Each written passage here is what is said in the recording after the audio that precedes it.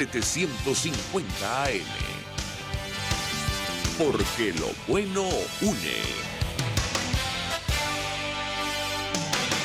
El siguiente programa educativo y cultural contiene elementos de lenguaje, salud, sexo y violencia que pueden ser escuchados por niños, niñas y adolescentes sin supervisión de sus madres, padres, representantes o responsables. Este programa es presentado por Arcus Group, su aliado en gestión de riesgos. Sonríe, ya estás en la foto. Esto es Diafragma 5.6 Radio, la fotografía que tú escuchas. El único programa pensado y creado para los fotógrafos y la fotografía. RCR presenta Diafragma 5.6 Radio, la fotografía que tú escuchas.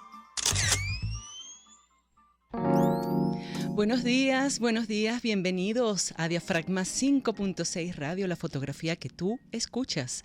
Un espacio especialmente diseñado y pensado por y para la fotografía. Los saluda Mónica Pupo, como siempre me alegra estar aquí con ustedes. Hoy, 6 de abril, ya comenzamos abril, así va pasando los días, los meses y pronto llegará diciembre. Bueno, gracias nuevamente por conectarse con Diafragma 5.6 Radio a través de Radio Caracas Radio, la radio que se ve.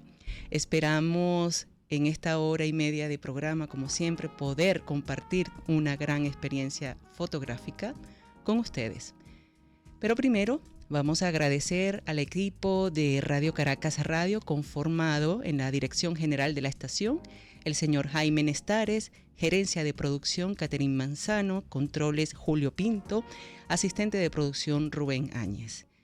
Bueno, también quiero decirles que Radio Caracas Radio, la radio que se ve, transmite a través de nuestro canal de YouTube, RCR 750, para que le den me gusta y se suscriban, porque es importante, así le llegan todas esas notificaciones. Pero también se encuentra Radio Caracas Radio en Instagram, Facebook y Twitter, para que también nos podamos seguir. Diafragma 5.6 Radio se encuentra en todas estas plataformas con @Diafragma 5.6 Radio. También me pueden encontrar allí en Instagram @Monica.pupo y en Twitter Pupo_Mónica. Hoy vamos a tener 3 invitados especiales, cada uno en su disciplina. Crenly Prieto, con quien vamos a comenzar en breve, Antonio Briceño y Alexander Longa. Así, Alexander Longa. Así comenzamos. Para acercarnos y aumentar nuevos conocimientos para profesionales y aficionados. Puntos focales.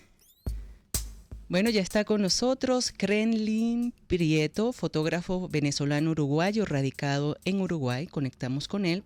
Él es graduado en varias escuelas de fotografía reconocidas aquí en Caracas, donde ha tenido la oportunidad y el privilegio de recibir enseñanzas de personalidades destacadas, fotógrafos destacados del campo. Hoy nos acompaña, nos conectamos con él para hablar de su reciente exhibición fotográfica Exiliado en Soledad, inaugurada ayer viernes en el Museo MUMI en Uruguay.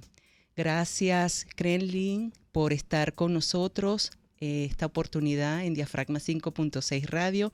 Su Instagram para que los puedan seguir es @elcrenly, para que vean todos sus posts, sus publicaciones. Bienvenido. Hola Mónica, un placer saludarte desde acá de Montevideo. Igual desde aquí. Bueno, cuéntanos, ¿de qué nos hablas en Exiliado en Soledad? Bueno, primero que nada agradecer la oportunidad de entrevistarme y de hablar un poco más sobre este trabajo, sobre esta muestra. Más que de mí, porque es un tema que nos atañe a todos los venezolanos en estos últimos años que la migración se ha afianzado y ha habido tanta salida del país. Son 7 millones de venezolanos que hemos salido de Venezuela. Segundo, lo que pasa es que te corrijo un poco, es Exilio en Soledad. Disculpa. No, está bien. Exilio. Sí, porque Exilio en Soledad. Gracias. Porque precisamente es un trabajo que comencé a realizar en Santiago de Chile, donde yo llegué en el 2009. Fue un trabajo que a medida que iba pasando el tiempo fue evolucionando. Primero comenzó con unas fotografías más documentales, que quería transmitir como esa soledad que sentía, ya que yo en Santiago de Chile estaba solo. Y era mi primera vez que salía del país y soy de ese tipo de venezolano que como que no quería salir de su país a otras tierras a vivir. O sea, sí quería salir a conocer y todo, pero establecerme, no. Entonces las circunstancias obviamente te van cambiando tus planes de vida. Entonces en Chile comencé a desarrollar este trabajo, primero de forma más documental, no tan plástica como el trabajo que terminé mostrando en la exposición, y fue evolucionando un poco. Lo que yo buscaba con esto era transponer realidades, mi pasado y mi presente, transponer situaciones, sentimientos. Por eso es que juego con la yuxtaposición de las imágenes una con otra para transmitir ese sentir. Es un trabajo que no solamente en primera instancia habla de mí, como una autobiografía, como un diario de un viajero, pero a su vez también está relatando la situación de muchos miles de venezolanos.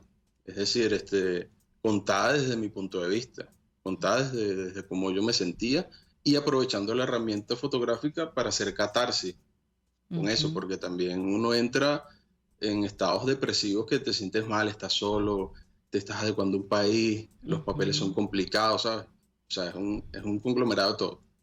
Pero también hay otras miradas que han trabajado la migración, por lo menos El camino de los objetos de Ronald Piso-Ferrato, tenemos el trabajo de Aaron Sosa, que habla de incilio, tenemos el trabajo de Alicia Caldera, que habla sobre la migración venezolana en Colombia, que tiene un libro extraordinario. Entonces son ese tipo de formas de contar la migración y el objetivo también es sensibilizar pues, sobre nuestra situación política, social y que también afecta a una región porque somos más de 7 millones afuera. Claro. ¿Qué símbolos, qué simbolismos se pueden encontrar en las imágenes expuestas, Krenlin? Bueno, yo utilizo muchos símbolos que me remiten a mi venezolanidad. Es decir, utilizo por lo menos José Gregorio Hernández, que es casi que un símbolo nacional de todo y que yo creo que trasciende lo religioso. Ya es un signo de identidad de un venezolano.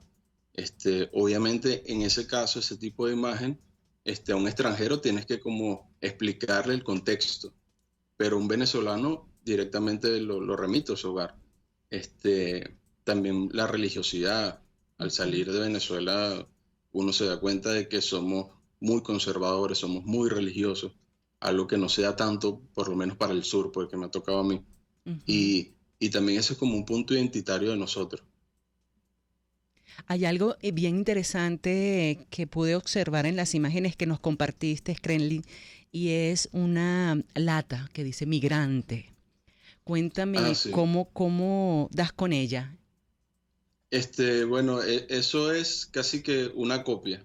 En ese tiempo estaba viendo unos documentales de Andy Warhol y lo que hizo con la sopa Campbell y las latas y esto. Y precisamente siempre me encontraba, cada vez que iba a comprar comida, veía las latas de migrante. Entonces dije, oye, voy a hacer un collage con esto, yuxtaponer esto porque en sí somos como eso, estamos como enlatados y nos están trasladando a otro país, a otra zona, y también jugar como con esa simbología pop de una lata y transmitir también mi situación, pues, porque precisamente esa la acompañé con otro retrato mío que me hice en el sur de Chile. Entonces es como jugar con eso, jugar con los símbolos para también llamar la atención de las personas, pero que a su vez, cuando te sientas a analizar la imagen, hay mucha más información de lo que se nos está mostrando de entrada. Qué bien, de verdad que es bien interesante y me gustó muchísimo precisamente esa. Ahora estabas explicando que tuviste que, por los elementos, ¿no? El símbolo que hay en el caso de José Gregorio Hernández, que debías explicarles esos contextos, ¿no? Para hacer el contexto de tu muestra. Me parece también interesante cómo puedes lograr, si en la muestra que inauguraste esta semana, tuviste que dar explicaciones del contexto, ¿no? De quiénes están allí, por qué están allí, cómo fue la receptividad del público hacia la muestra. En general, se entiende bastante, se digiere bastante, pues sobre todo los ámbitos de soledad. También contando con la creatividad y la sapiencia del director del Museo de las Migraciones aquí en Montevideo, Luis Vergata, que él, yo llevaba una idea de cómo colocar la muestra, pero él le encontró otro sentido. Es decir, ya cuando la obra dialoga con otros y con personas que manejan conceptos, tienen experiencia en la labor, le dan otra vuelta a tu trabajo. Entonces, el montaje de sala logró aglutinar por bloques eso. En el caso de explicar algunas fotos, ya desde el punto de vista como se presentaba, como presenté el José Gregorio Hernández, al uruguayo le daba ya una idea más o menos de algo religioso, sobre todo por la estampa y eso. Pero no lo alejaba mucho del discurso porque iba entendiendo y comprendiendo de que se trataba de un símbolo particular, de un símbolo que nos remite a nosotros. Entonces no se les ha hecho tan complicado entender esa parte de la muestra, que es como que es como un guiño más a la venezolanidad, pero en general la entienden muy bien y se sensibilizan mucho. De hecho, muchísimos uruguayos acá no tienen muy clara la situación en Venezuela, pues. Pero ya cuando tú le nombras con estadísticas, con números, ellos ya se dan cuenta de que, oye, de que algo está pasando y algo realmente fuerte, pues, porque casi que duplicamos la población del Uruguay total que está fuera de Venezuela. Además del exilio y la soledad, Krenlin, ¿qué otras temáticas aborda en la exposición? Disculpa, te escuché como entrecortado.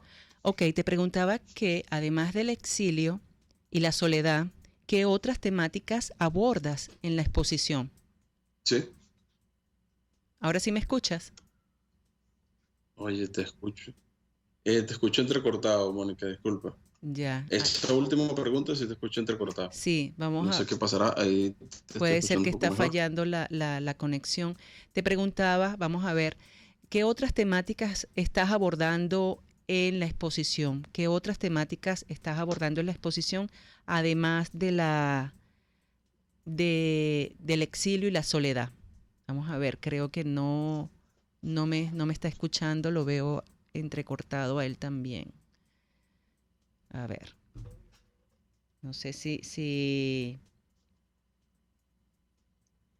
Te escucho entrecortado, no sigue... comprendo lo que me preguntas. Qué malo. No sé qué podemos hacer. Vamos a intentar a ver si él me puede escuchar. ¿Escuchan por allí? Yo te escucho perfectamente. Qué malo. Ahora sí. ¿Ahora sí me escuchas? ¿Sí me escuchas? ¿Sí? ¿Aló, Krenli? Krenli acaba de inaugurar, mientras tratamos de hacer conexión con él, Exilio en Soledad. Exilio y Soledad. Exilio y Soledad. Él inauguró ayer viernes en el Museo MUMI en Uruguay esta importante muestra donde recoge esas emociones por las cuales él ha pasado por varios países buscando vida, ¿no? Buscando esa estabilidad que quizás no pueda tener aquí en nuestro país. Y nos está hablando un poco cómo abordó los elementos que ha colocado en su muestra, esas fotografías de juxtaposición para dar ese acercamiento. No sé si él ya nos escucha. ¿Tenemos conexión con él? No tenemos conexión con él. No hay conexión. Bueno, es lamentable. Vamos a tratar de hacer conexión con él. Si me están escuchando, su cuenta de Instagram es @elkrenlin para que puedan ver todo lo que ha publicado. También está la cuenta del museo, @museomumi, que es el lugar donde está la muestra de Krenlin. No sé si deberíamos hacer una pausa Vamos a hacer una pausa y al regreso continuamos con Crenley Prieto.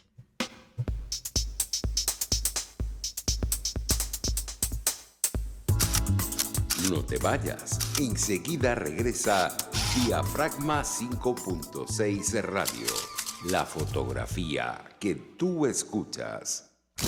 Arcus Group, organización venezolana especializada en consultoría y capacitación en protección y la gestión estratégica de riesgos. Contáctelos al 0212-624-7177 o al 0412-399-3265.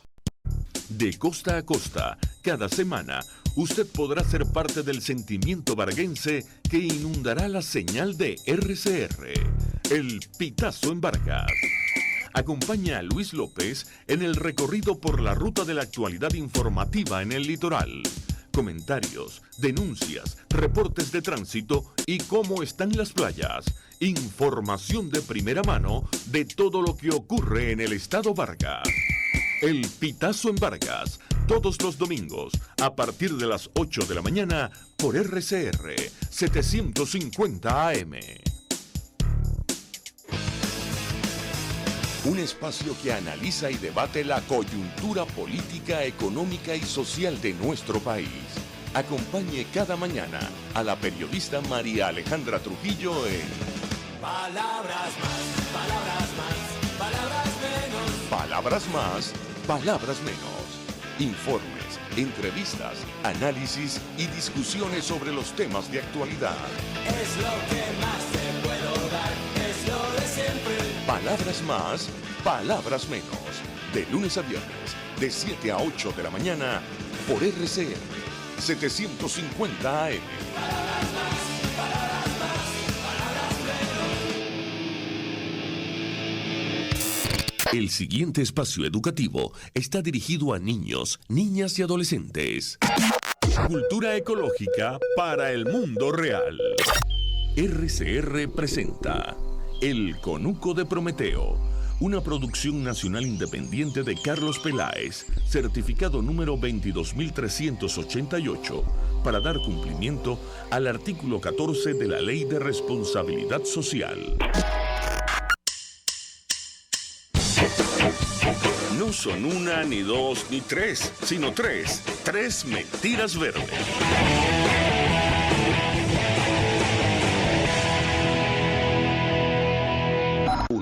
Ser vegetariano es bueno para el ambiente. No del todo, la producción de proteína animal es un proceso contaminante y que requiere mucha agua. Sin embargo, producir vegetales también requiere de mucho espacio, muchos fertilizantes y mucha maquinaria. Para alimentar a todo el planeta con soya habría que eliminar la selva amazónica. Lo mejor para el planeta es comer según tus necesidades, sin exceso. 2. Si los precios del crudo bajan, Venezuela la pasa mal. Mentira, Venezuela la pasaría mal un tiempo porque ahora dependemos demasiado del ingreso petrolero.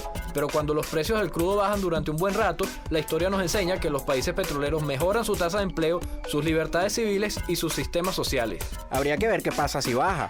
3. Hay que cortar árboles para que no se rompan aceras y tuberías en las ciudades. Los árboles en Caracas están mal planificados. Es verdad que muchos de ellos generan problemas a la infraestructura, pero la solución es sustituirlos por árboles adecuados cuyas raíces no generen estos problemas. Y de esos hay muchos posibles: la ceiba, el urape, la pamate, el castaño. 14. No fueron una, ni dos, ni tres, sino tres mentiras verdes. RCR presentó El Conuco de Prometeo, una producción nacional independiente de Carlos Peláez, certificado número 22388, para dar cumplimiento al artículo 14 de la Ley de Responsabilidad Social. Yo creo que los políticos responsables proponen ideas y dicen que son de ellas y convocan a la gente a hablar de su idea. Me parece de muy mal gusto cuando la idea empieza a decir, bueno, esto no es mío, es de Venezuela. Eso significa que fracasó. Y entonces le están endosando al país la incapacidad para articular una idea que de suyo desde el principio era una idea y no un curso estratégico. A mí eso me parece de mal gusto. Me parece que el marketing político no da para tanto. Así podemos ver el mantra de Guaidó: cese la usurpación, gobierno de transición y elecciones libres.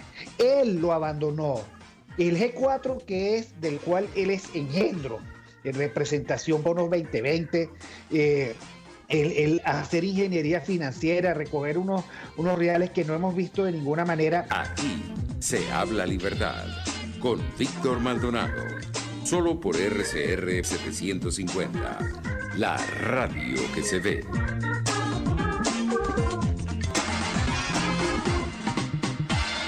RCR 750 AM, porque lo bueno une.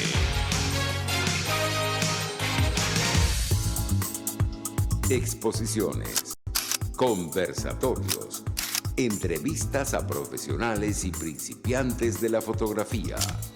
Esto es Diafragma 5.6 Radio, la fotografía que tú escuchas. Continuamos con Diafragma 5.6 Radio, la fotografía que tú escuchas. Ya vamos a ver si tenemos a Crenly. Crenly, ¿estás allí? Sí, por acá está, ¿me escuchan? Ok, pudimos lograr conectarnos, gracias a Dios. Qué bueno, Bueno, la genial. pregunta era que no lograbas escuchar y tampoco yo te lograba entender tampoco allí, pero era que además del exilio y la soledad, ¿qué otros temas, qué temáticas abordas en la muestra?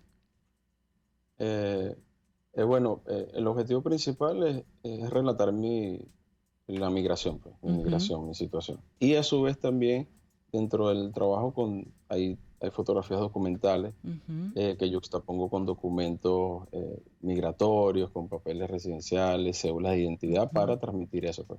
El trabajo netamente es un trabajo autobiográfico en relación a ese proceso migratorio que estoy viviendo, pues, y que inclusive acá en Montevideo lo sigo construyendo, y ya va llevando como que otro lenguaje, porque va traduciendo mis sentimientos, pues, en ese sentido. Okay. Entonces, ese trabajo no siento que lo tenga ya cerrado, pero sí sigo trabajando en él. Pero trata la migración netamente. Ok, ¿Y cuántas imágenes componen la muestra y por qué optaste por la juxtaposición de las imágenes? La muestra son 30 imágenes conformadas por 60 fotografías. Yo lo que quise al juxtaponer estas imágenes era buscar ese juego entre dos realidades que se topaban en ese punto, en ese presente.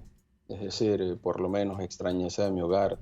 Hay una fotografía en la que yo salgo hablando por teléfono con mi madre, que está en Venezuela, y a su vez esa la jugué con una fotografía de mi barrio en Caracas, el 23 de enero. Y quería jugar como con esa dualidad que yo estando afuera del país, extraño el hogar. Que eso es uno de los conceptos también una de las definiciones también que se puede tener sobre el exilio, porque siempre que se habla del exilio se habla desde un punto de vista netamente político, a pesar que sea también una influencia o consecuencia de lo político, pero también el exilio habla sobre ese migrante que sale de su país y siempre extraña su hogar.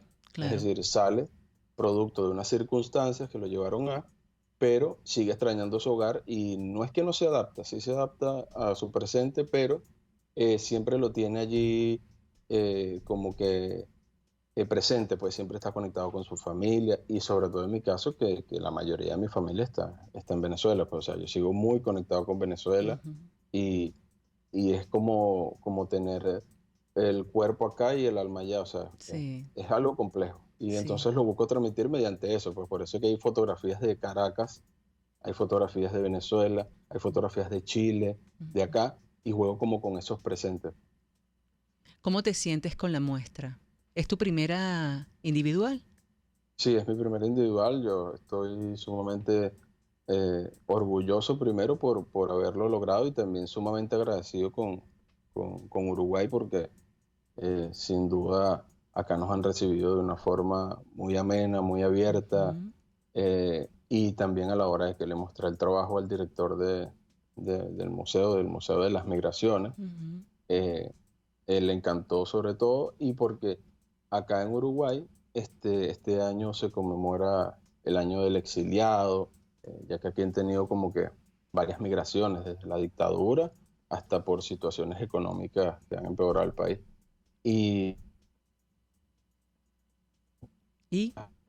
con la muestra, el resultado, Ujú. me parece que la muestra está bastante hermosa, la curaduría quedó Sí. excelente. Yo de verdad estoy bastante agradecido con la muestra, muy contento. ¿Por cuánto tiempo te llevó desarrollar Exilio y Soledad? Me dices que hay varias fotografías de otros países que has estado, pero conformarla con esa narrativa, ¿cuánto tiempo te llevó realizarla? Como te dije al principio, yo comencé esto en el 2019, cuando Ujú, llegué a Santiago de Chile.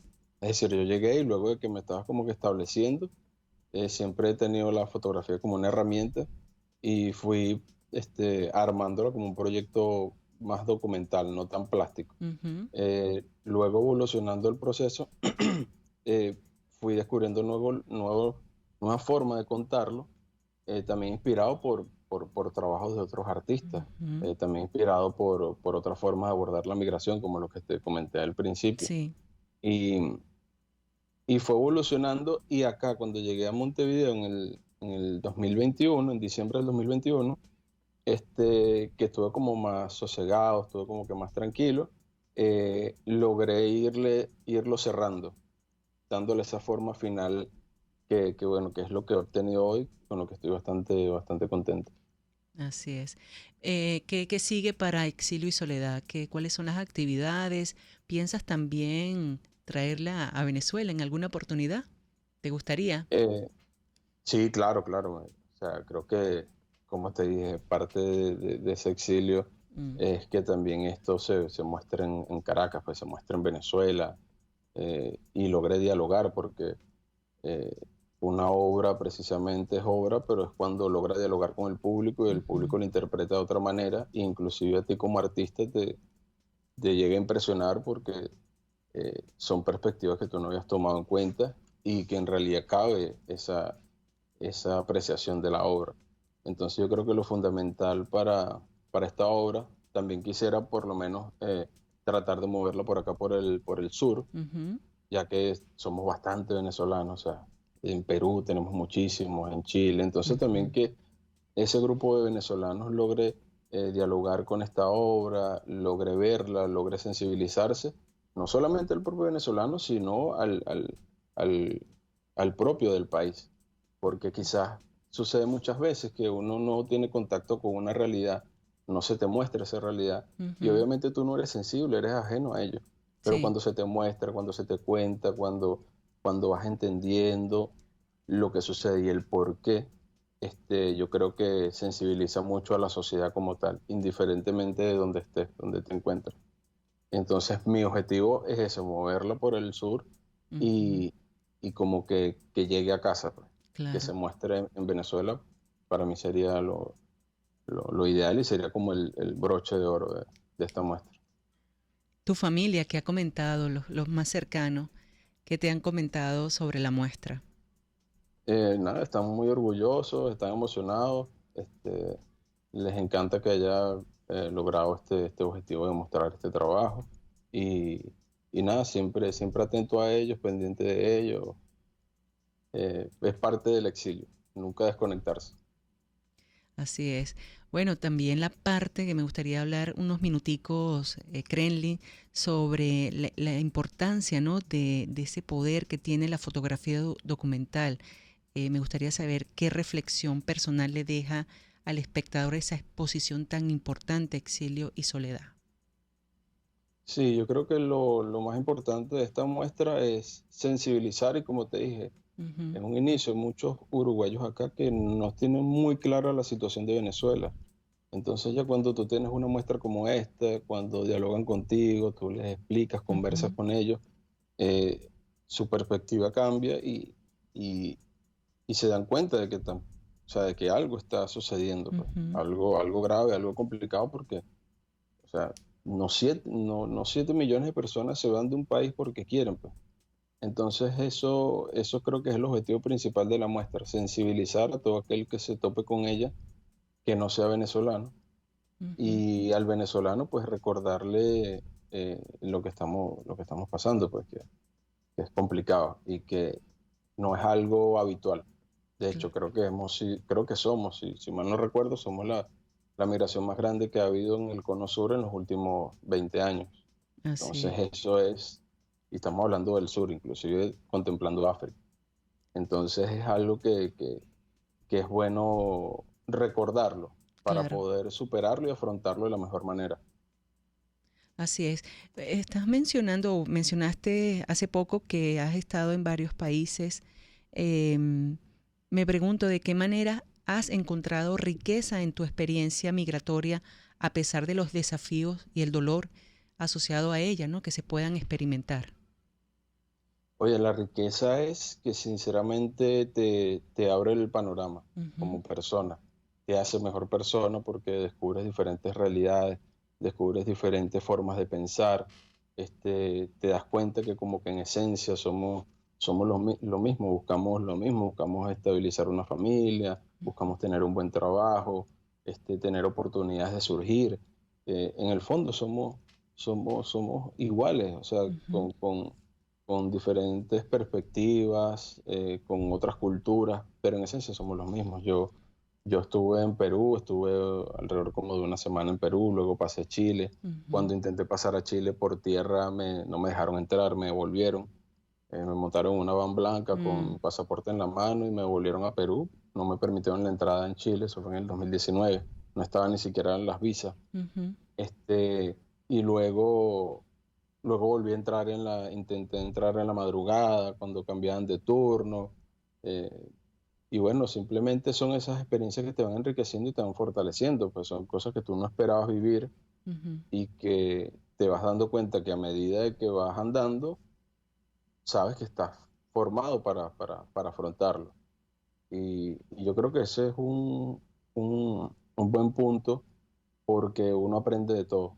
Uno aprende de todo, aprende a entender al otro, comprender al otro, a ver que hay posibilidad de otras visiones. Yo lo que le aconsejaría inclusive a todo el mundo, inclusive el que está en Venezuela, que no tiene necesidad de emigrar porque está estable, también es bueno unos 2 años de emigrar porque eso nos enseña mucha humildad, nos enseña mucho a ser mejores personas y a entender al otro y no ser tan cerrados pues, en nuestra patria, en nuestro lugar de acogida. Creo que eso es fundamental. Así es. De verdad, para mí ha sido un placer, Crenly, por la oportunidad que nos has dado de poder conversar y hablar sobre lo importante que es tu muestra Exilio y Soledad, el mensaje que nos transmites, la importancia, la humildad, como acabas de mencionar, a través de la fotografía. Y pues nada, esta es tu casa todas las veces que desees. Ya sabes cuál es el camino. Y muchas gracias por estar con nosotros la mañana de hoy y brindarnos esta oportunidad de conversación. No, agradecido contigo, Mónica, con tu equipo, con la gente de RCR, por permitirme esta plataforma para transmitir este trabajo, esta idea desde mi humilde aporte. Pues. Y bueno, nada, estamos en contacto y de nuevo reiterarte las gracias y el agradecimiento por esto. Es mutuo y bueno, muchas gracias por esa oportunidad. Éxito con Exilio y Soledad, sé que ya es un éxito y bueno, la cuenta de Instagram de Crenly Prieto es @elcrenly para que lo puedan ver mucho más trabajos de él ahí publicados. Gracias, Prieto. Hasta luego, Mónica. Hasta luego. Vamos a una pausa y ya regresamos. Ya vuelve Diafragma 5.6 Radio, el único programa pensado y creado para los fotógrafos y la fotografía.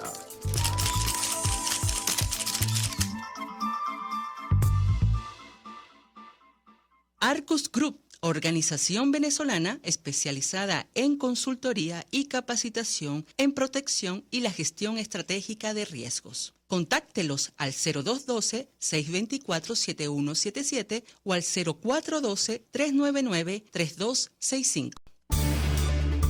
Voz de América. Información precisa, completa, veraz, objetiva e independiente. Directo a tu pantalla. De lunes a viernes, a las 2 de la tarde por RCR 750.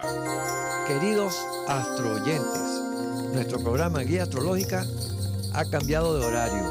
Todos los sábados de 2 a 3 de la tarde, Guía Astrológica. Solo por RCR y RCR.tv, la radio que se ve. RCR 750 AM, porque lo bueno une. Ya vuelve Diafragma 5.6 Radio, el único programa pensado y creado para los fotógrafos y la fotografía.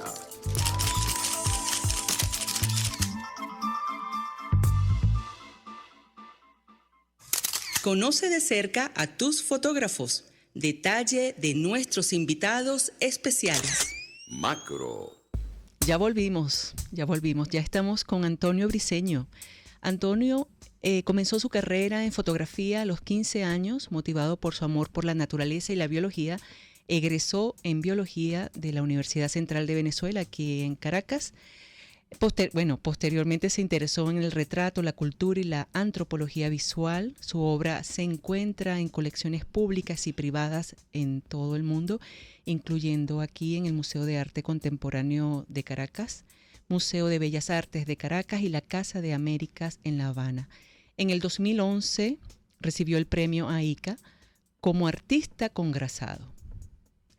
Briceño ha publicado varios fotolibros y su obra ha sido incluida en diversas publicaciones. En su trabajo aboga por el respeto del planeta, a sus pobladores y a la escultura. Hoy nos acompaña a propósito de su reciente exposición La Selva Curandera, la cual tuvo lugar la semana pasada en la Hacienda La Trinidad. Desde ya, bienvenido Antonio, gracias por la oportunidad que tenemos de compartir hoy. Gracias. No, un placer inmenso. Tu cuenta de Instagram, @Antonio Briceño Linares, Briceno Linares, para que puedan seguirte como siempre hacemos con todos nuestros invitados. La Selva Curandera, ¿puedes compartirnos, Antonio, tu experiencia de sanación personal en la selva y cómo crees que la naturaleza influyó en tu proceso de curación?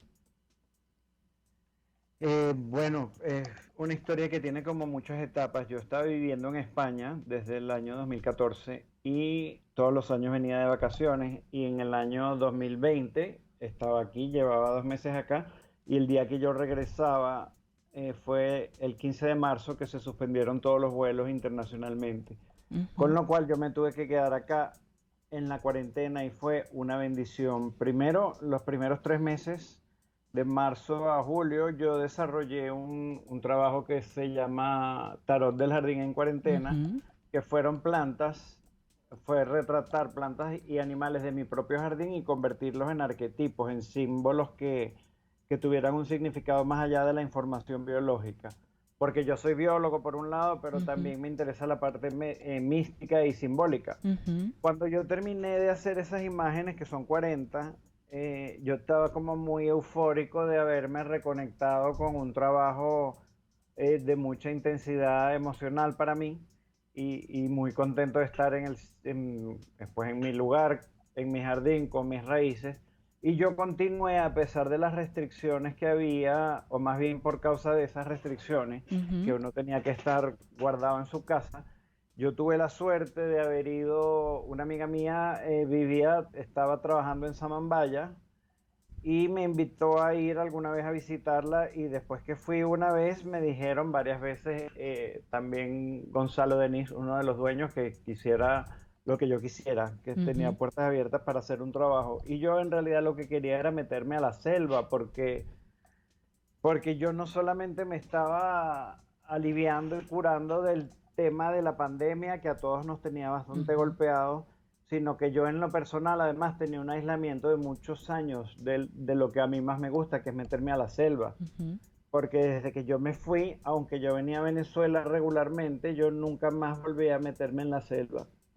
Entonces este trabajo, estas visitas a Samambaya, que al principio fueron solamente recreación, el placer de estar metido en la selva, inmediatamente, como me suele ocurrir a mí, se transformó en otro proyecto que continuó en cierta medida con la inercia de la estética que llevaban las imágenes del tarot. O sea, yo al principio en Samambaya, las primeras fotos que tomé son muy afines técnica y estéticamente a las fotos del tarot, que son fondos negros, imágenes muy bien iluminadas, muy definido el objeto, porque es como un retrato directamente. Yo continué un poco con esto, solo que en este caso, como no era un tarot, en vez de tener una metáfora individualmente cada planta, yo las asocié. Y ese primer grupo son dípticos, se llaman dicotomías, y son relaciones paradójicas que hay en la selva y que son también metafóricas de nosotros mismos. Por ejemplo, espinas y flores, o confusión y paz.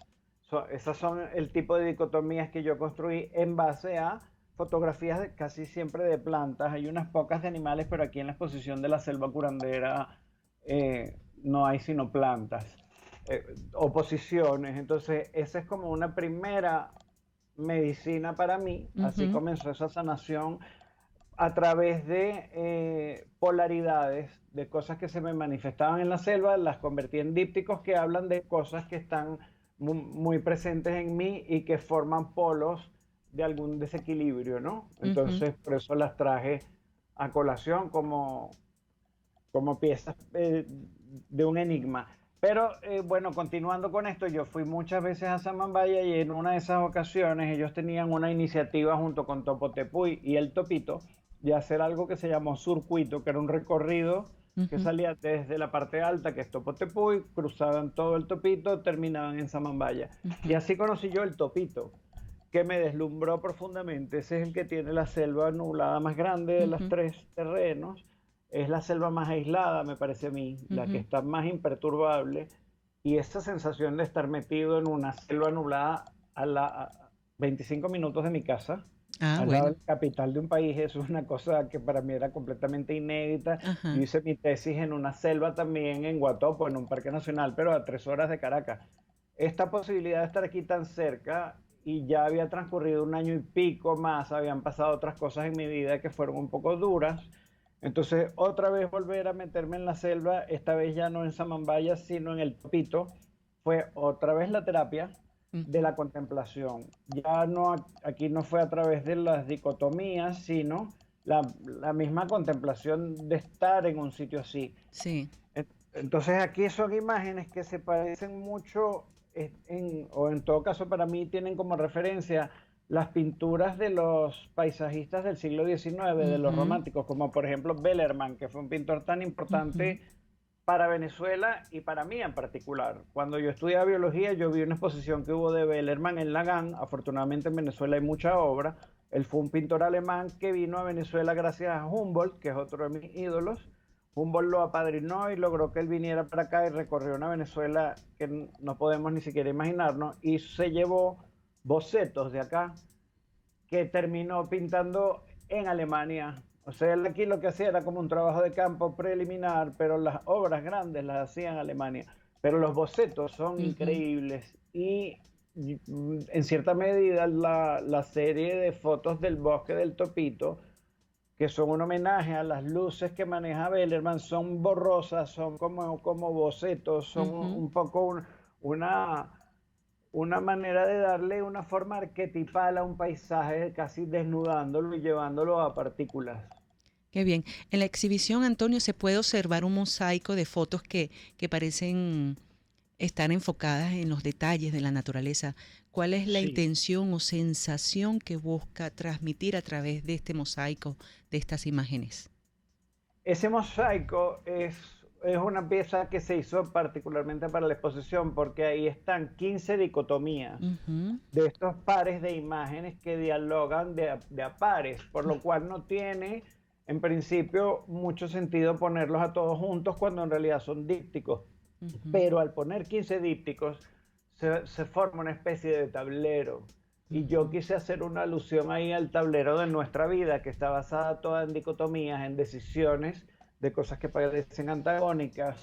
Entonces parece una tabla un tablero de juego donde están nuestras jugadas, pero como si cada jugada tuviese que ser de una gran trascendencia y pudiera ser pesada para nosotros. Hay uno de esos dípticos que es cicatrices o espinas, por ejemplo, aludiendo a que a todos nos deja una huella, pero a veces es solo una cicatriz y a veces es una espina, se convierte en un ataque.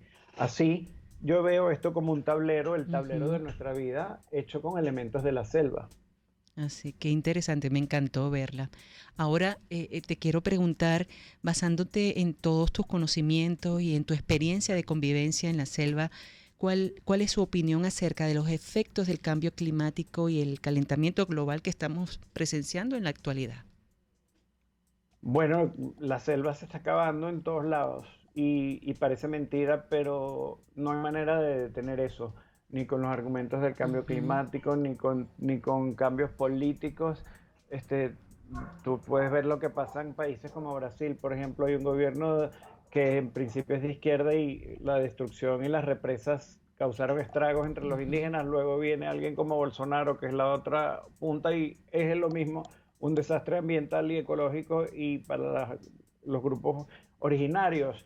Entonces, yo la verdad no tengo mucha esperanza de que eso cambie. Para mí es inevitable y va mucho más rápido de lo que estamos pensando. Creo que somos de las últimas generaciones que tendremos el privilegio de coexistir con selvas vírgenes, pero eso se va a acabar. ¿Y cómo se siente al respecto? Pues me da mucha tristeza ser parte del equipo destructor. Pero bueno, la naturaleza produjo un animalito bastante problemático. De verdad que sí. ¿Cuáles fueron las impresiones del público acerca de su exhibición La Selva Curandera?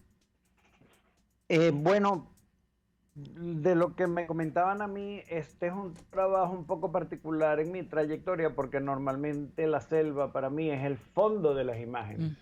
Entonces yo en esta exposición convertí en protagonistas elementos que normalmente son acompañantes de retratos de personas.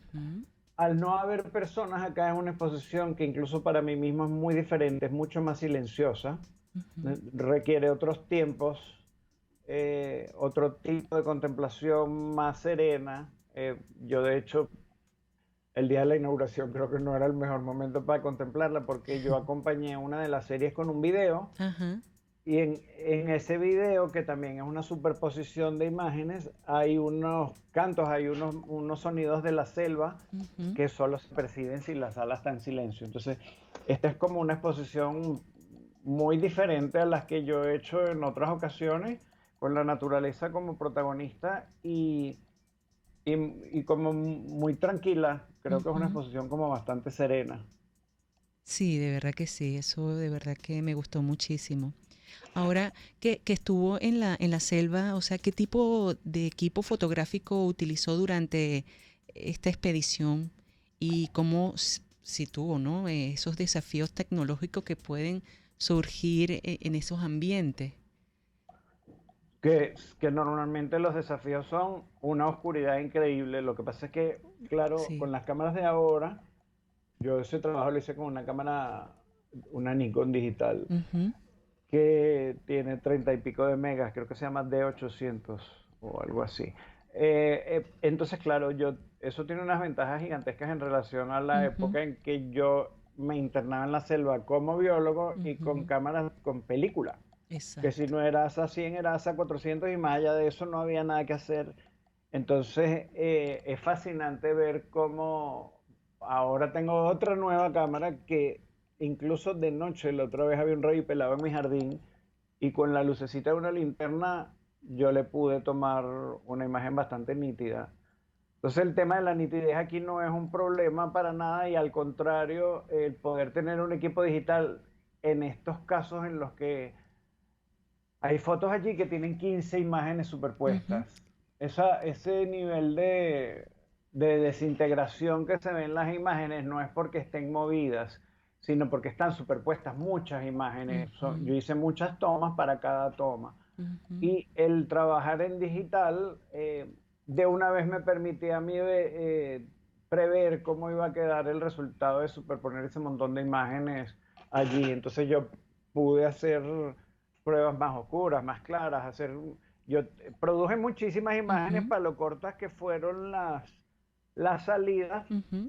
para poder escoger la crema, digamos. O sea, cuando uno tiene muchísimo material es una maravilla porque sube el nivel de lo que vas a escoger solo por estadística. Sí. Hay una imagen bellísima que me gustó también. Bueno, todas me gustaron, pero esta es ese blanco y negro y estrellas y pequeñas luces. O sea, es impactante. Hay una serie que se llama La Noche. O sea que fuera de las dicotomías hay 3 grupos. La selva como tal, que son las verdes que te conté del topito. La neblina, que lo hice todo en Topotepuy, que es la parte más alta de ese cerro. Los 4 terrenos están en el Cerro del Volcán, que es el cerro más alto al sur de Caracas. Entonces, la neblina está hecha en el Topotepuy, también son superposiciones, pero las de la noche, que son en Granjerías, el lado de la Trinidad, son mucho más voladas. Ahí no solamente hay superposición de imágenes dándoles transparencia, sino que ahí hice otras cosas, pues apliqué filtros, hice más cosas. Esa que tú me estás hablando, por ejemplo, tiene la Vía Láctea. Están varios árboles que encontré yo en una quebrada de ese lado del terreno, árboles asombrosamente anchos en ese bosque hay muchísimos árboles, pero no son tan anchos ya. Mientras que estos que están ahí en esa foto, yo los encontré en una cañada, eran árboles muy grandes, pero ahí apliqué un montón de cosas, porque como es la noche, también estas son las imágenes más oníricas y más difíciles de entender, son las menos directas. Esa también es una de mis fotos preferidas, la que tiene la Vía Láctea, a mí me deslumbró. Magnífica. Bueno, pero no puedo dejar de pensar, de imaginarlo usted allí en la selva y que nos cuente, pues, por ejemplo, alguna anécdota interesante o divertida que haya experimentado durante su estadía en la selva. Mira, después de la primera etapa, o sea, después que yo terminé la parte de Samambaya, que fue con lo que yo comencé, cuando yo decidí volver porque quería ir al Topito, yo tenía muchísimas ganas de ir porque yo había pasado por un susto de salud muy grande que me hizo reflexionar mucho y como tomar la decisión de que había cosas que yo quería hacer y no debía dejarlas a la deriva a ver si algún día me ocurrían, sino más activamente procurarlas. Una de esas cosas que yo quería hacer era ir al Topito de nuevo, porque cuando yo crucé por ahí iba en una excursión con un grupo de personas y yo no me podía parar a mi antojo a ver las plantas, sobre todo tan deslumbrantes, a hacer fotos. No, yo no tuve autonomía. Entonces yo quería volver. Y para volver allí me costó tanto. Primero hablé...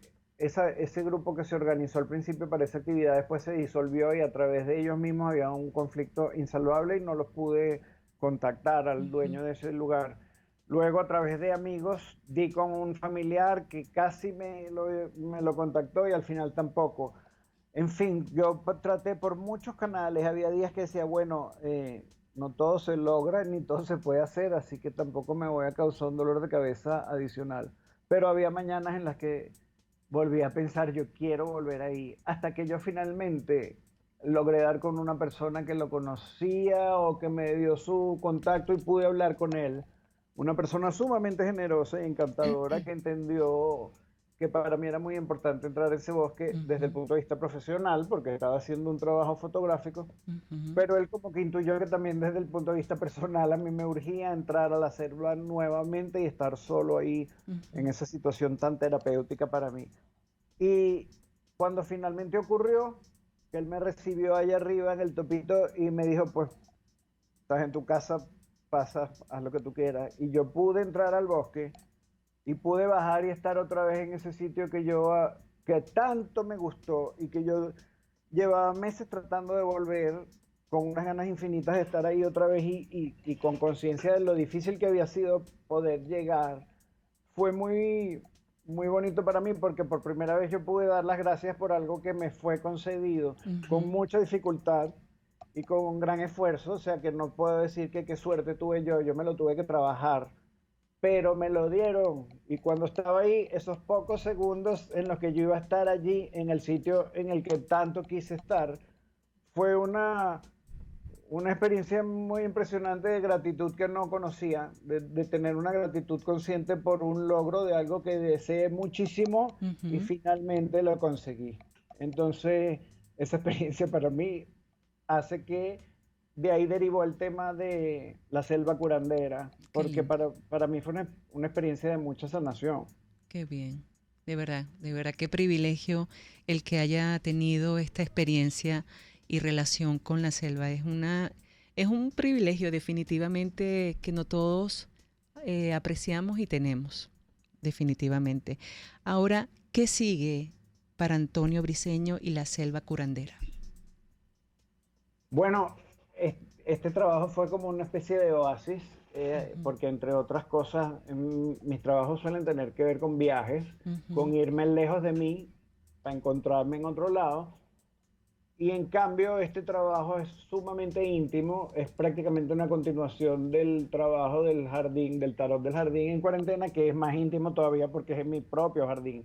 Estos dos trabajos yo siento que no, aunque reúnen todas las intenciones mías de todos los trabajos, son muy particulares, son unas estaciones de reposo en mi camino. Unas especies de oasis que yo necesitaba y que eran unas etapas de poder compartir ciertas cosas. Pero de momento sigo con la ambición de volver a trabajar, de seguir trabajando intensivamente con los pueblos originarios, que es lo que más me gusta. Ya este año he estado trabajando con los Cofán en Colombia, ya he ido un par de veces, y eso ha sido en cierta medida un retorno al camino de mi gran proyecto de vida de los dioses de América, que es representar divinidades y personajes mitológicos, mitos, representar el mundo de lo intangible para culturas originarias y proponerle imágenes gráficas a través de mi trabajo. Entonces estoy en eso nuevamente, y la selva, bueno, volverá entonces a su condición de acompañar a mis personajes. Qué bien. Bueno, usted dice que le gusta viajar, alejarse, conectarse con la naturaleza, conectarse con otros entornos, y en esos momentos, ¿qué enseñanzas aprendió sobre usted mismo durante estas estadías en la selva o en otros lugares? Bueno, es que a veces uno aprende de uno mismo porque está en un sitio tan diferente, tan completamente diferente, que cosas que uno daba por sentado y en las que uno ni siquiera está pensando, porque son normales en el contexto de uno, cuando uno las ve en otro contexto tan distinto, entonces es como si uno empezara a conocerse a uno mismo a través del contraste.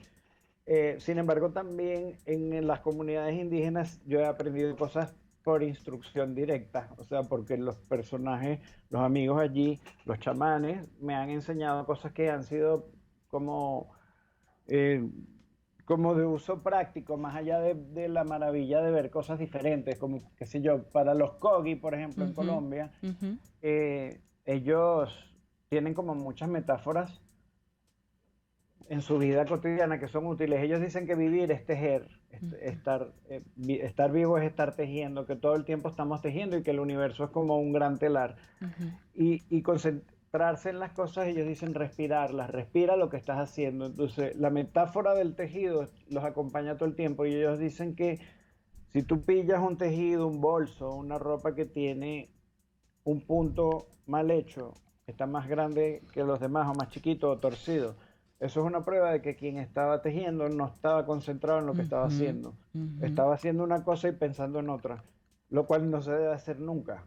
Ellos dicen que es preferible que no hagas nada y te dediques a una sola de las cosas, porque eso que le pasó a esa persona que hizo un punto mal, ni estaba concentrada tejiendo, ni estaba en el sitio en el que estaba pensando, entonces todo lo hace mediocremente. Entonces el punto de la concentración a partir de una metáfora del tejido es una cosa muy bonita que es de utilidad para cualquiera en cualquier contexto, creo yo. Wow, qué interesante. Eso va en contra, o es un poco difícil para el venezolano, el caraqueño, ¿no? Que vive una vida tan rutinaria y tan agitada. Pero qué enseñanza tan importante. Bueno, Antonio Briceño, muchas gracias por la oportunidad que tuvimos hoy de conversar sobre la selva curandera. Gracias por esta invitación que teníamos tiempo esperando y finalmente ocurrió. Gracias. Bueno, todas las veces que desee, este es tu espacio, estamos siempre a la orden y abierto a todo lo que se pueda hacer y lograr hacer como la selva curandera. Muchísimas gracias. Gracias por la oportunidad de entrevista. Antonio Briceno Linares, para que lo sigan en su cuenta de Instagram. Vamos a una pausa y ya regresamos. Ya vuelve Diafragma 5.6 Radio, el único programa pensado y creado para los fotógrafos y la fotografía.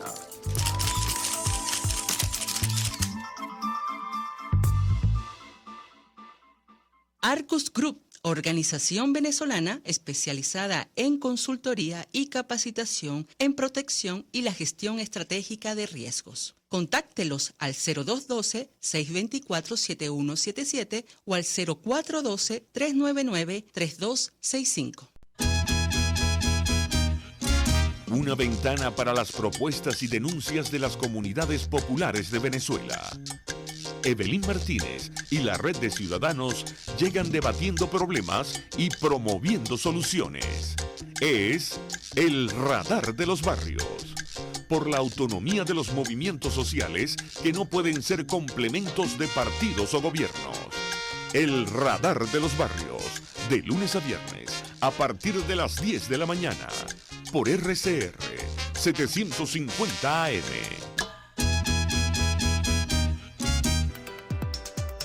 Hola, les saluda Alfredo Yuncosa y los invito a acompañarnos a Con Seguridad Radio, el programa pensado en la seguridad de los ciudadanos y las organizaciones. Con Seguridad Radio. Todos los sábados a las 12:30 de la tarde. Por rcr.tv, la radio que se ve. RCR 750 AM, porque lo bueno une. Arcus Group, organización venezolana especializada en consultoría y capacitación en protección y la gestión estratégica de riesgos. Contáctelos al 0212-624-7177 o al 0412-399-3265. Un espacio que analiza y debate la coyuntura política, económica y social de nuestro país. Acompañe cada mañana a la periodista María Alejandra Trujillo en Palabras más, palabras más, palabras menos. Palabras más, palabras menos. Informes, entrevistas, análisis y discusiones sobre los temas de actualidad. Es lo que más te puedo dar, es lo de siempre. Palabras más, palabras menos. De lunes a viernes, de 7 a 8 de la mañana, por RCR 750 AM. Palabras más, palabras más, palabras menos. Ellos sí que no saben nada. Y así nos va. El espacio donde se tocan los temas más candentes de interés político y nacional. Y así nos va. En este programa, la picardía y el humor inteligente son los protagonistas. Pura cabilla. Lara y Hernández descosen y revelan los secretos más oscuros del acontecer político. Y así nos va. De lunes a viernes a las 4 de la tarde. Por RCR 750 AM. El siguiente espacio educativo está dirigido a niños, niñas y adolescentes. Cultura ecológica para el mundo real. RCR presenta El Conuco de Prometeo, una producción nacional independiente de Carlos Peláez, certificado número 22388, para dar cumplimiento al artículo 14 de la Ley de Responsabilidad Social. Me entero leyendo las páginas web que riegue las matas después de las 3. La radio me dice que arregle mi carro y la vajilla a mi esposa la compré de barro. Y para ese capricho de hacer verde la casa, que instale paneles sobre mi terraza. ¿Y cómo hace uno con mínimo sueldo, viajando en carrito y subiendo pa'l cerro? Si de veras tú quieres la tierra salvar, agarra el consejo de Perencejo.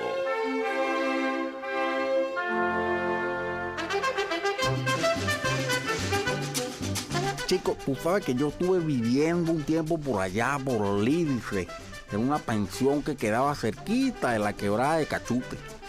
Y nos tuvimos que ir de allá porque esa broma era un porqueriero y un pestón que no se lo aguantaban ni los loquitos que se escapaban del manicomio, chico. para mí eso fue un shock, porque imagínate, yo venía de un caserío del interior y nosotros teníamos nuestra letrina en el patio y uno iba para el río y eso estaba limpiecito, y uno sí gozaba en ese río e iba para allá y pescaba y llevaba a las muchachitas que a uno le gustaba y bueno, se divertía uno pues. Entonces uno llegaba acá y veía ese río lleno de mugre y el popó y uno decía, pero esta gente está loca, vale, se están todos comiendo. Bueno, eso no es de Dios vivir con ese río así. Pero bueno, yo sé que mantener un foso séptico no es fácil en una ciudad, pero si usted va a instalar una poceta en su casa, trate de que sea de esas ahorradoras que con un poquito de agua se llevan todo el tolete, porque yo me acuerdo que antes habían unas que uno jalaba y flush, aquel agüero loco para limpiar una meadita, ¿ah? Mira, yo tengo un sobrino que se fue para los países de por allá que hablan inglés y él me dice que esa gente también echa su cuestión para el río, pero que todo eso después va a una planta donde la limpian y chan. Cuando sale esa agua hasta te la puedes beber. Y entonces, ¿por qué acá no hacen eso también? ¿Ah? Pero para comprar tanquecitos y pistolitas sí hay real. Pero mi hermano, es que la gente se achanta y no exige lo que tiene que exigir. Por eso es que no lo respetan la cara. Mira, vale, a mí me enseñaron que pulpero que vende fiado se encaleta la popora.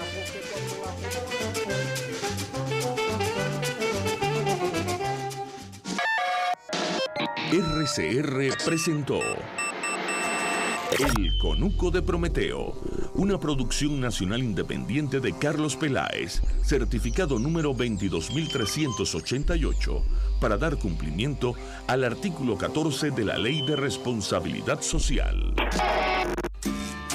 En Venezuela no hay espacio para la política. En Venezuela no hay un sistema político. En Venezuela hay un sistema amponil.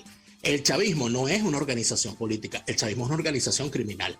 Y las organizaciones criminales, cuando se les va a combatir, lo que corresponde son acciones policiales y militares, no acciones políticas. Porque si usted asume que una organización criminal es una organización política y se sienta con ellos, estaríamos entonces hablando de que en Venezuela estamos viviendo lo que hubiese vivido Colombia si Pablo Escobar continúa en la política. Exactamente lo mismo.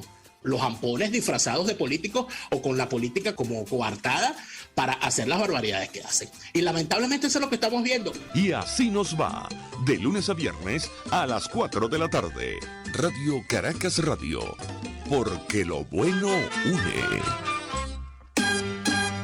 RCR 750 AM, porque lo bueno une.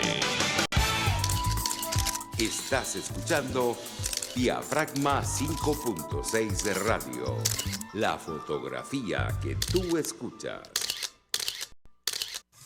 Conoce de cerca a tus fotógrafos. Detalle de nuestros invitados especiales. Macro.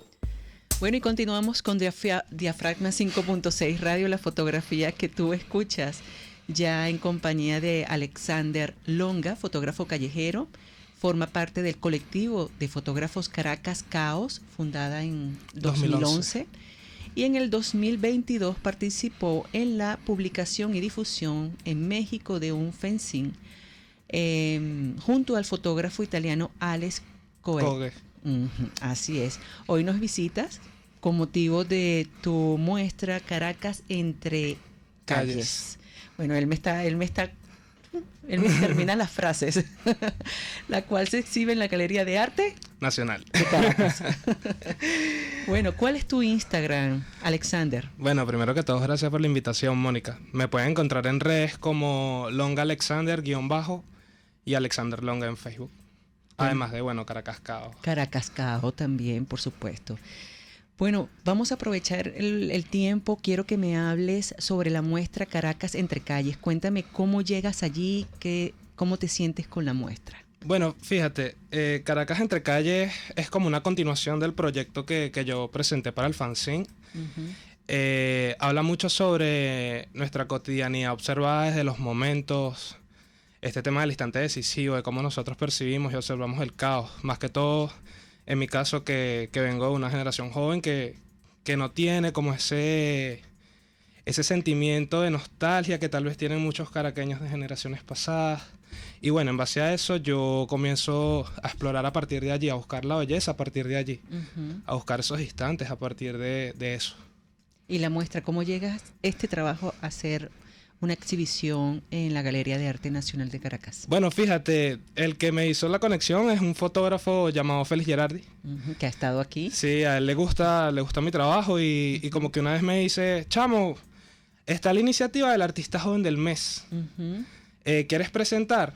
A todas estas yo no tenía como la experiencia, ya que yo provengo también de una generación que creció en redes. O sea, lo del espacio físico no lo teníamos como muy presente. Y yo lo pienso. Luego me vuelvo a encontrar a Félix como al mes y me dice, mira, hay una oportunidad en abril. Comunícate con el curador, con Samuel Berrios. Y bueno, presentas tu propuesta.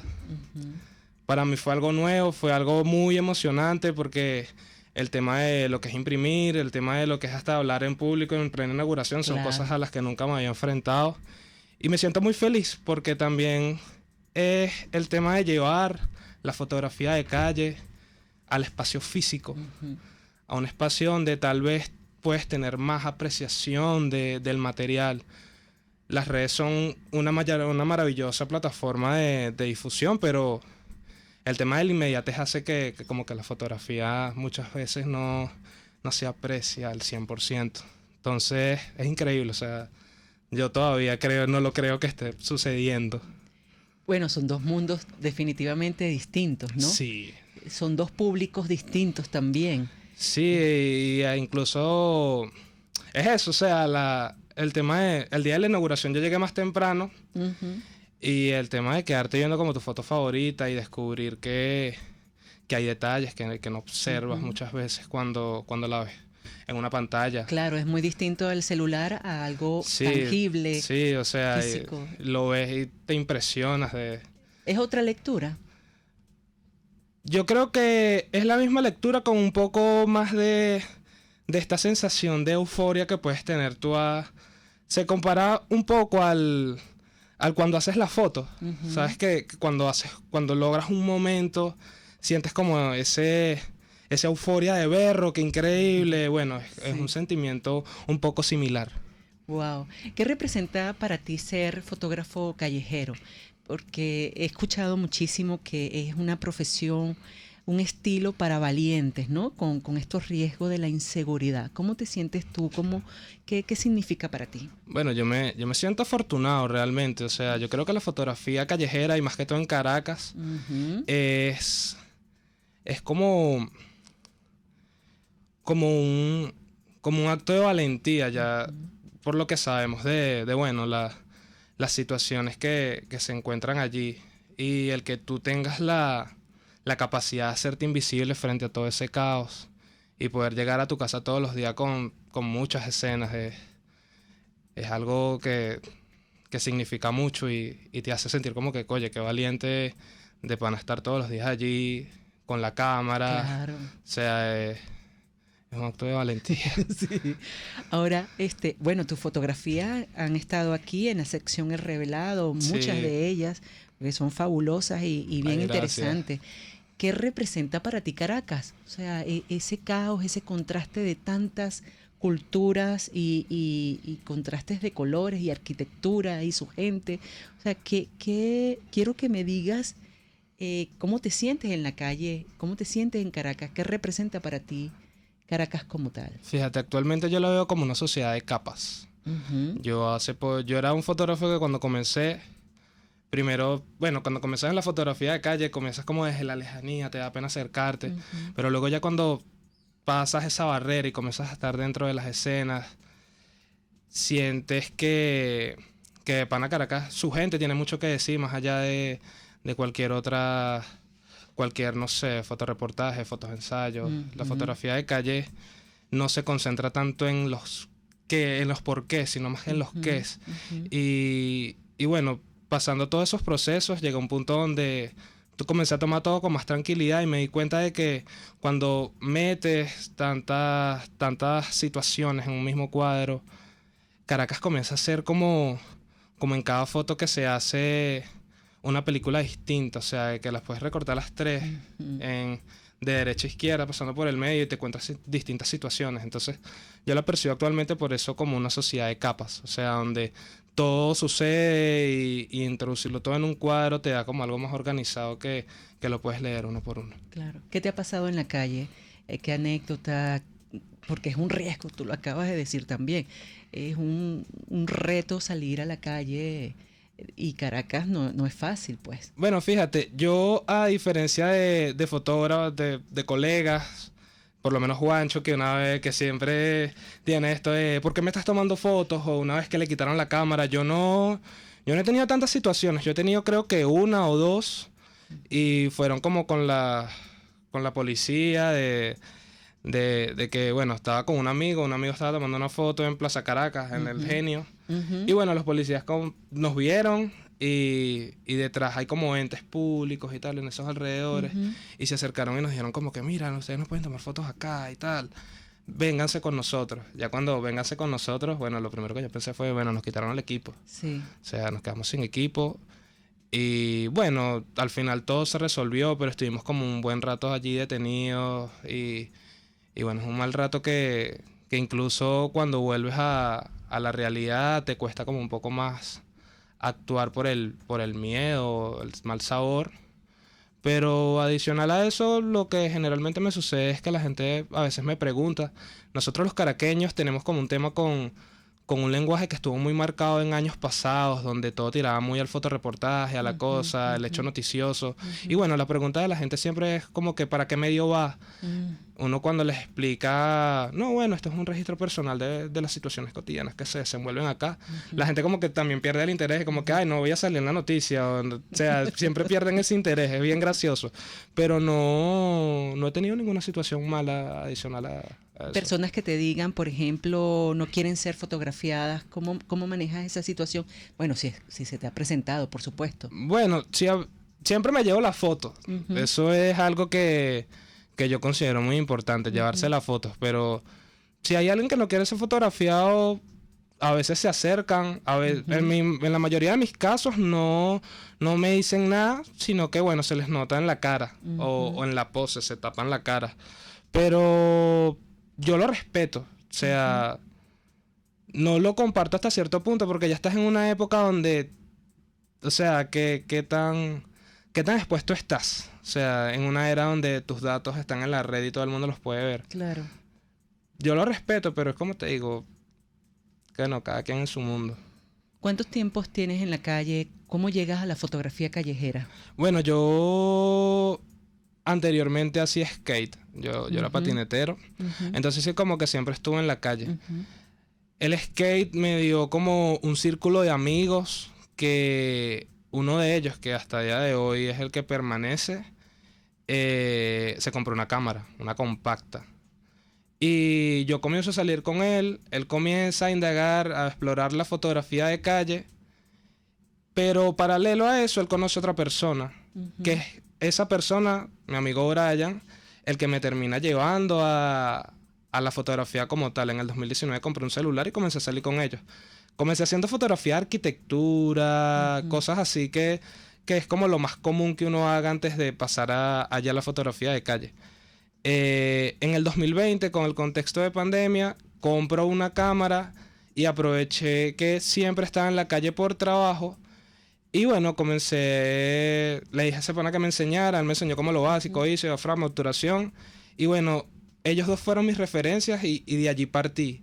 Comencé a hacer esas exploraciones desde lejos. Bueno, actualmente ya más consciente, era como un registro de cómo la gente actuaba en esa situación que nunca habíamos vivido, que se sumaba con otras dinámicas que ya teníamos bien marcadas y bien establecidas. Y era como un empezar de cero con la sociedad. Sigo, veo un documental que se llama Todos a la Calle, donde conozco ya el trabajo de los padres de la fotografía o leyendas de la fotografía de calle, y hay un trabajo que me marca mucho, que es el de Bruce Gilden. Bruce Gilden indagaba mucho en esa cercanía, en la agresividad, pero no una agresividad como William Klein, que le decían algo y ya casi que se estaba remangando y ¿qué te pasa? No, Bruce Gilden era como más, bueno, te hago la foto, estoy cerca, percibo ese estrés, pero sigo mi camino, no hago contacto visual contigo. Y bueno, lo comencé a hacer sin flash. Porque imagínate tú en el centro, tú con un flash disparando a la gente, no, eso no termina bien. Actualmente lo he hecho, he explorado desde allí en flash, pero en ese principio sales solo, no. Pero es que Bruce es violento, o sea, es agresivo, es invasivo. Pero fíjate que uno entiende luego por qué, o sea, es la manera de transmitir ese estrés y esa velocidad. Pero cómo manejan la parte ética, el respeto hacia el otro. Sí, exacto. Porque no todo el mundo puede ser fotógrafo callejero. Hay muchos elementos que uno que también como fotógrafo tiene que estar pendiente, ¿no? Bueno, Bruce es Bruce, o sea, Bruce tiene como que un manejo de la ética bien subjetivo, cada quien lo entiende de una manera, hay fotógrafos que no le gusta y lo critican mucho, y hay fotógrafos, como es mi caso, que quedaron fascinados y maravillados a partir de allí. Luego comienzo también a explorar, por influencia de la fotografía japonesa, el blanco y negro, aprovechando que también mi cámara no me soltaba unos colores muy lindos. ¿Qué cámara tienes? Bueno, actualmente tengo una Lumix, pero para aquel momento tenía una Fujifilm y mi primera cámara fue una Olympus. O sea, yo creo que pues, caigo en este campo de los que nunca hemos usado como Canon o Nikon, que viene siendo como lo más universal. Pero que has aprendido también, para después que me respondas, cómo manejas ese tema ético, ¿no? O de respeto hacia el otro. ¿Cuál es la cámara ideal para el fotógrafo callejero? Porque a veces lo he escuchado de Lenny Ruiz, de Juancho Domínguez, que esta es más rápida, esta no me retrasa en las tomas. ¿Cómo te sientes? Me imagino que bien, por supuesto. Bueno, yo con Juancho es como un debate que siempre tenemos, porque Juancho es Sony, yo soy Lumix. Los dos usamos sin espejo. Y bueno, ya cuando llegas a ese terreno, como que la rapidez... Bueno, ya no es comparable. Claro. Pero yo creo que el equipo, siempre y cuando a ti te funcione, yo no hago énfasis en... No, bueno, yo para salir a disparar a la calle, además en una situación donde, bueno, te enfrentas a ciertos casos de inseguridad y tal, no tengo tanto interés por un equipo caro o ir como a las cámaras predilectas, a, no sé, una Leica, una Ricoh, no. Yo creo que hasta con el mismo celular actualmente es importante. Es normal, pues, o sea, lo importante es lo que tú transmites, es cómo compones, es todo eso, o sea, es cómo tú llevas a través de esa herramienta lo que tienes en la mente, lo que tu ojo ve. Bueno, es que tengo muchas preguntas que hacerte. Me gustaría saber qué comentarios te han ofrecido, te han dicho en la muestra y hasta cuándo va a estar, qué sigue para Caracas Entre Calles, qué actividades tienes planificadas para la muestra. Bueno, en cuanto a comentarios, gracias a Dios me he encontrado con mucha receptividad positiva. O sea, la gente quedó encantada con lo que se mostró allí. La muestra va a estar hasta el 21 de mayo. Actualmente quiero como desarrollar un conversatorio para que la comunidad de fotógrafos de calle, bueno, se reúna tanto de mi generación como otras generaciones y compartan ese conocimiento, porque, bueno, mi generación tiene como una afinidad por la fotografía de calle, pero uno no tapa el sol con un dedo. Hay generaciones pasadas que hicieron un trabajo de calle maravilloso. En la muestra tuve la oportunidad, bueno, un poco antes de la muestra, en el marco de la Bienal, tuve la oportunidad de conocer a Pavel, que además Pavel es un fotógrafo que pasa desapercibido, tú lo ves y bueno, mira, tiene tremendo trabajo. He tenido la oportunidad de revisar ese archivo y es una locura. Hay fotógrafos como Juancho, que a pesar de que es de mi generación, él viene con un conocimiento, unas vivencias de otras. No es de tu generación, es el tiempo que... No, pero él fotográficamente comienza hace 5 años, pero él viene con unas vivencias, otro contexto, o sea, Guacho tiene sus años. Claro, él está quinceañero, pero él tiene sus añitos. A eso me refiero porque... No, pero es increíble el trabajo de Juancho, es increíble, de verdad. La manera de transmitir a Juancho es otro flow. ¿Qué circunstancias o situaciones podrían motivarte a abandonar la fotografía de calle? El perecer. El perecer únicamente. Sí, yo creo que yo estoy viciado con esto. Yo no lo abandonaría por nada. O sea, es un punto donde yo llevo mi cámara a todos lados. O sea, estoy haciendo diligencias y estoy haciendo fotos. ¿Y qué estás planificando? Ya nos queda un minuto, pero me gustaría saber qué estás planificando, Alexander, después de esta muestra. ¿Qué quieres hacer? Bueno, yo actualmente estoy como en un punto donde quiero que el aporte se vaya masificando, que no sea solamente unos pocos los que tengan la oportunidad de llegar al espacio físico. Entonces ahorita estoy como en este flow de que estoy comentando eso, como que mira, chamos, váyanse al espacio físico, expongan, muestren, porque necesitamos que la fotografía de calle sea mucho más vista, hay trabajos, actualmente hay una generación que está haciendo trabajos increíbles y todo eso necesita verse en un espacio físico donde la gente pueda apreciarlo más allá de las redes. Bueno, con Caracas Caos, seguir buscando en ese mundo tan grande de la fotografía de calle documental buenos trabajos para seguir mostrando y dejar esa galería abierta allí para que cuando alguien quiera inspirarse también tenga acceso a referentes nacionales que tienen trabajos increíbles. Háblame un poquito sobre Caracas Caos, ese colectivo conformado en el 2011, ¿quiénes los conforman? ¿Cuáles son sus objetivos? Bueno, el colectivo, Caracas Caos nace en 2011 por iniciativa individual de Anthony Salazar. La historia como tal no la conozco mucho, pero hablando con Anthony me di cuenta de que él tenía como esa necesidad de difundir como otras plataformas en otros lugares que hacen eso, pues que difunden fotografía de calle. Actualmente lo conformamos en Caracas, estamos Camilo Nietzsche Fotos, Sandra Sandía y yo, pero en Buenos Aires, que es como otro punto, está Anthony y actualmente un nuevo miembro que se llama Aniela Moreno. Nuestro objetivo siempre es el aporte desde como una neutralidad, más allá de posiciones o todas esas cosas que siguen muy marcadas, es mostrar. Que la gente tenga de dónde inspirarse. Claro, claro. Contamos con una galería abierta bien amplia donde, la gente entra y puede ver todo tipo de trabajos, muchos tipos de enfoque, muchas opiniones. Claro. A través de la fotografía documental y callejera. Qué bueno, Alexander. De verdad que estoy muy agradecida que hayas estado aquí con nosotros hoy.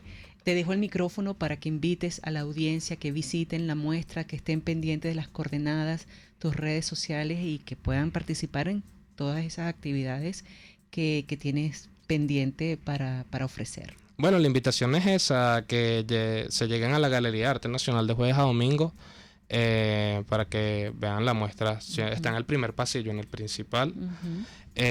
Yo por mis redes estaré informando si lo del conversatorio se da. Y en redes pueden encontrarme como Longa Alexander _ y Alexander Longa en Facebook. Así es. Bueno, con Alexander finalizamos la edición de hoy. Espero la hayan disfrutado. Yo la disfruté muchísimo. Gracias nuevamente, Alexander. No, gracias a ti, Mónica. Este espacio es muy importante para nosotros. Así, y ustedes importantes para mí y también este es el espacio para ustedes.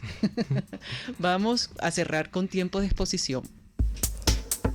Esto lo dijo en su tiempo de exposición. Frases y comentarios de fotógrafos o artistas reconocidos. Tiempo de exposición.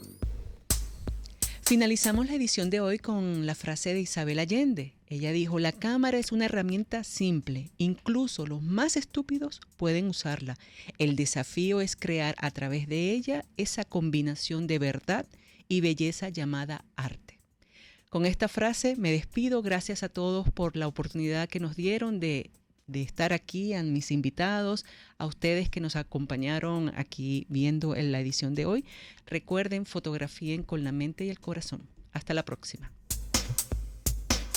Como te haya quedado la foto, desenfocada, movida, borrosa o perfecta, aquí lo importante es que te conectes con el visor de Diafragma 5.6 Radio.